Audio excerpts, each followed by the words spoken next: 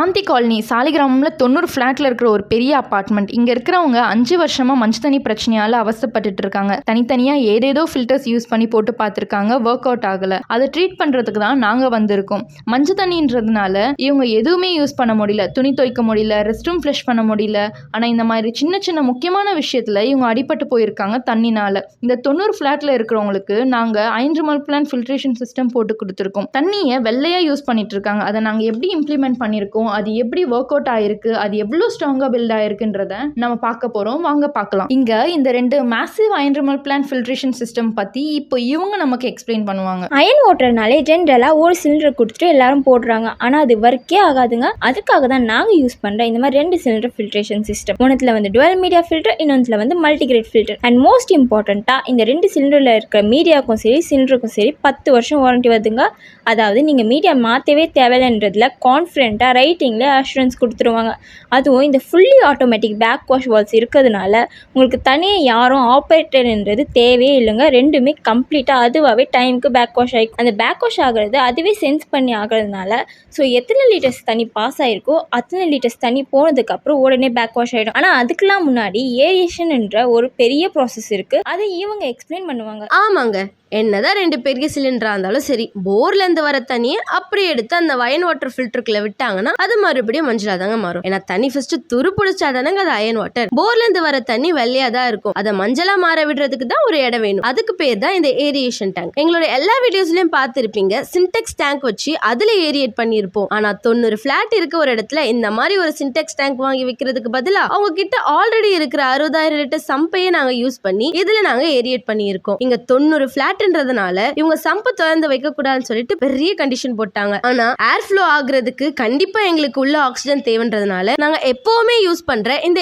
Aeration மெத்தடை use பண்ணிருக்கோம். இது கூடவே பாருங்க எப்படி ஸ்ப்ரே ஆயிட்டு இருக்குன்னு. பெரிய 2 ஏர் ப்ளோவர் அண்ட் டிஃப்யூசர் போட்டு ஆக்சிஜனை உள்ளேயே சர்க்குலேட் பண்ணிருக்கோம். அந்த ஏர் டிஃப்யூசர் அந்த லாஸ்ட் கார்னர்ல இருக்கு. அந்த ஏர் டிஃப்யூசர் மூலமா ஆக்சிஜன் ஆர்டிபிஷியலா உள்ளேயே சர்க்குலேட் பண்ணிட்டு இருக்குதுங்க. அதனால எங்களுக்கு ஏரியேஷன் போதுமான அளவுக்கு நல்லாவே கிடைச்சிருக்கு. இந்த ஏர் ப்ளோவர் அண்ட் டிஃப்யூசர் யூஸ் பண்றது உங்களுக்கு அயன் நல்லாவே செட்டில் ஆயிடுச்சு. அது மட்டும் இல்லாம இவங்களுக்கு தண்ணியில பயாலஜிக்கல் கண்டாமினேஷன் இருக்கிறதுனால இந்த டோசிங் பாயிண்ட்ல குளோரின் டோஸ் ஆயிட்டே இருக்கும். அதுக்கப்புறமா ஏரியேஷன் ஆகும். இந்த குளோரின் டோசிங் சிஸ்டமும் இவங்க பிளான்ட் ஏரியாலே வச்சிருக்கோங்க. இதுதான் இவங்களோட டோசிங் சிஸ்டம். இந்த டோசிங் சிஸ்டம்ல தான் குளோரினை டிஃப்யூஸ் பண்ணி இந்த டியூப் மூலியமா என்ன பண்ணிருக்கோம் நாங்க காட்டணும் இல்லையா, அந்த இடத்துல கனெக்ட் பண்ணிருக்கோம். சோ இது மூலியமா டோஸ் ஆக்கி போறதுனால உங்களுக்கு குளோரின் டோசிங் நல்லா எஃபெக்டிவாவே நடக்குதுங்க. ஒரு குளோரினை அப்படியே ஊத்துறதுக்கும் இந்த மாதிரி டோசிங் வச்சு இன்ஸ்டால் பண்றதுக்கும் குளோரின் ஊத்துனா அது அப்படியே தங்கிடும். அதுவே இந்த மாதிரி டோசிங் பம்ப் வச்சு ஏரியேஷன் கான்செப்ட் மூலமா போறதால ஈக்குவலா ஸ்ப்ரெட் ஆயிட்டு உங்களுக்கு அந்த பயாலஜிக்கல் கண்டாமினேஷனை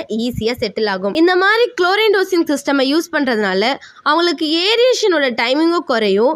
அது மட்டும் இல்லாம இவங்களுக்கு நம்ம சொன்ன மாதிரி 2 மேசிவான ஏர் ப்ளோவர்ஸ் வச்சிருக்கோம். இந்த ப்ளோவர்ஸ் ஆர்டிபிஷியலா ஆக்சிஜனை அந்த சம்புக்குள்ள டிஃப்யூஸ் பண்ணிட்டே இருக்கும். சோ இவங்களுக்கு போதுமான அளவுக்கு ஆக்சிஜன் கிடைக்குது. அண்ட் சம்ப்ல இருந்து இந்த ஃபில்டர் ஃபீட் பம்ப் என்ன பண்ணுதுன்னா பாட்டம்ல இருந்து 1/2 ஃபீட்டுக்கு மேல சக் பண்ணி அந்த வாட்டரை இந்த பிளான்ட் ரூம் பைப்லைன் மூலமா உள்ள அனுப்பிச்சிடுதுங்க. இந்த பிளான்ட் ரூம்க்கு வந்ததுக்கு அப்புறம் நம்ம ஃபர்ஸ்ட் பைப்லைன் ரன் பண்ணி எடுத்துட்டு போயிட்டு நம்மளோட ஃபர்ஸ்ட் சிலிண்டர் அதாவது டியூயல் மீடியா ஃபில்டருக்கு கொடுத்திருக்கோம். Fully automatic dual media filtration system இங்க அயனோட மேஜர் சப்ஸ்டன்ஸை ஃபில்டர் பண்ணி செகண்ட் ஃபில்டருக்கு பாஸ் பண்ணுது. இதுவும் ஃபுல்லி ஆட்டோமேட்டிக்ன்றதுனால இதுக்கு யாரும் பேக் வாஷ்லாம் பண்ண தேவையில்லை. அண்ட் மோஸ்ட் இம்பார்ட்டண்டா ப்ரெஷர் பில்ட் ஆகக்கூடாதுன்னு சொல்லிட்டு வேக்யூம் பிரேக்கர்ஸ் போட்டிருக்கோம்.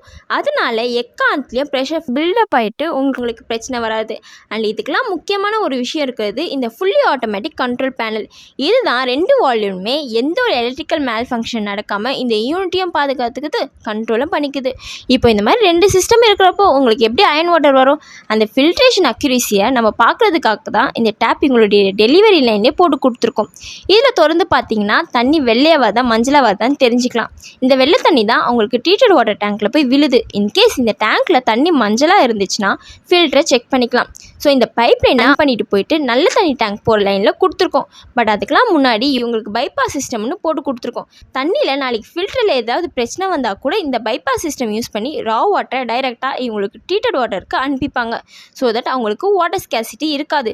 இதுதான் அவங்களுக்கு நல்ல தண்ணி டேங்க்கு போகிற பைப் லைன். இவங்க அண்டர் கிரவுண்ட்லேயே டிக் பண்ணி இந்த டேங்கை இதுக்காக ஸ்பெசிஃபிக்காக ட்ரீட்டட் வாட்டர் டேங்க்கு கொடுத்துருக்காங்க.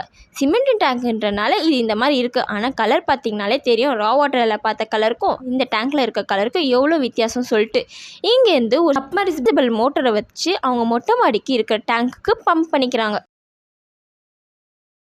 பெரிய பெரிய டேங்க்கு ஃபுல்லி ஆட்டோமேட்டிக் சிஸ்டம். ஆனால் ரா வாட்டருக்கும் ட்ரீட்டட் வாட்டருக்கும் இருக்கிற டிஃப்ரென்ஸை பார்த்தா தான் நம்மளுக்கு ஒரு சாட்டிஸ்ஃபேக்ஷன் கிடைக்கும். இப்போ நம்ம ரா வாட்டர் எப்படி இருக்குன்னு பார்ப்போம், அதுக்கப்புறம் ட்ரீட்டட் வாட்டர் எப்படி இருக்குன்னு பார்ப்போம். பாருங்க, இப்படி இருக்கிற ரா வாட்டர், இந்த அளவுக்கு ப்ரௌனா இருக்கிற ரா வாட்டர் நம்மளுடைய ஃபில்ட்ரேஷன் சிஸ்டம்க்கு அப்புறமா இருக்கிற டேப்ல பிடிச்சி தண்ணி எப்படி தான் வந்திருக்குன்னு பார்ப்போமே. ஸோ இந்த டேப்ல நம்ம ஒரு பாட்டில வச்சு பிளான் ரன் ஆயிருக்கும் போதே டேப்ல தண்ணி பிடிக்கலாம். ஸோ நீங்க ரா வாட்டர் டேங்க்ல எவ்வளோ ப்ரௌனா இருந்திருக்குன்னு பார்த்துருக்கீங்க. அந்த தண்ணி எந்த அளவுக்கு ஃபில்டர் ஆயிருக்குன்றத பார்க்க போறீங்க. ஸோ ரா வாட்டர்ல இருந்து கலெக்ட் பண்ண சாம்பிள் அண்ட் இது ட்ரீட்டட் வாட்டர்ல இருந்து கலெக்ட் பண்ண இமிடியேட் சாம்பிள். இந்த ரெண்டுத்துக்கும் வித்தியாசத்தை பாருங்க. ஸோ இன்றைக்கி நம்ம சாந்தி காலனி அப்படின்னு சொல்லிட்டு சாலிகிராமம் இருக்கிற 90 ஃப்ளாட் அப்பார்ட்மெண்ட்டில் இங்கே நம்ம கூட இருக்கிற இங்கே நம்ம இவ்வளோ அப்பார்ட்மெண்ட்ஸோட ஐஎன்டி சொல்லுங்கள் ஃப்ரீ ஆட்டோமேட்டிக் சிஸ்டம் போட்டுருக்கோம்.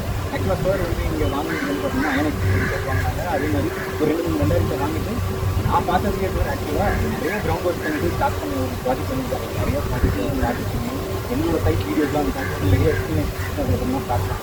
ஸோ அது பார்த்து மார்னிங் எப்படி இருக்குது, உங்களுக்கு வாட்டர் ரிசல்ட் எப்படி இருக்குது. ஸோ நாங்கள் ஃபஸ்ட்டு ஸ்டார்ட் பண்ணது நிறைய கொட்டேஷன்ஸ் வாங்கினோம். நிறைய கம்பெனிஸ் ஃபார் எக்ஸாம்பிள் ஐஎன்எக்ஸில் அவங்க செக் பண்ணோம். ஸோ அவங்களோட கொட்டேஷன்ஸ் கொடுத்து ஒரு கொட்டேஷனுக்கும் நாங்கள் வந்து ஒரு அனாலிசிஸ் பண்ணுறோம். ஓகே, இவங்க என்னென்ன பண்ணுறாங்க, என்னென்ன கொடுத்துருக்கோம். அந்த பேசிஸில் செகண்டாக வந்தது எங்களுக்கு வாட்டர் ஸ்பாட். ஃபஸ்ட் ஐஎன்எக்ஸ் வந்து அதுக்கப்புறம் வாட்டர் ஸ்பாட். இப்போ வந்து ஒரு கம்பெனி பார்த்தோம்னா எக்ஸாக்ட்லி இப்போ அவங்களோட கொட்டேஷனும் ஒரு ரீசனபிளாக இருக்குது. வாட்டர் ஸ்பாக்கோட எல்லா ப்ரீவியஸ் வீடியோ எல்லாமே பார்த்துருக்கோம். ப்ரீவியஸ் என்னென்ன அவங்களோட என்னென்ன ப்ராஜெக்ட் ஒர்க் என்னென்ன பண்ணியிருக்காங்க, அதுக்கப்புறம் ஃபைனலைஸ் பண்ண தான் எங்களுக்கு அண்ட் இது நாங்கள் ஸ்டார்ட் பண்ணும்போது எங்கள் கிட்ட வெறும் டேங்க் மட்டும் தான் இருந்தது. So we need one more sump, ஒரு பெரிய சம்ப் ரெடி பண்ணுற மாதிரி இருந்தது. தண்ணியை மெயினாக அந்த சம்ப் ஸோ மெயின் ஒரு சம்ப் கட்டணும். அதுக்கப்புறம் ஃபில்டர் பண்ணுறதுக்காக நம்ம ஆல்ரெடி இருந்த ஒரு சம்பில் ஃபில்டருக்கு போட்டு நம்ம போகிறோம். ஸோ இது எல்லாமே எங்களுக்கு வந்து ஃபுல்லாக ஒரு எல்லாமே முடிச்சு கொண்டு வரணும். ஸோ அதனால் பட்ஜெட்டாக எங்களுக்கு ஒரு ரீசனபிளாக பட்ஜெட்டே வேணும். அதனால தான் நாங்கள் வாட்டர் ஸ்பாக்கை சூஸ் பண்ணோம். அதுக்கப்புறமா இங்கே நடந்த எல்லா இம்ப்ளிமெண்டேஷன்ஸ் என்னென்ன பின்னாடி இருக்கோ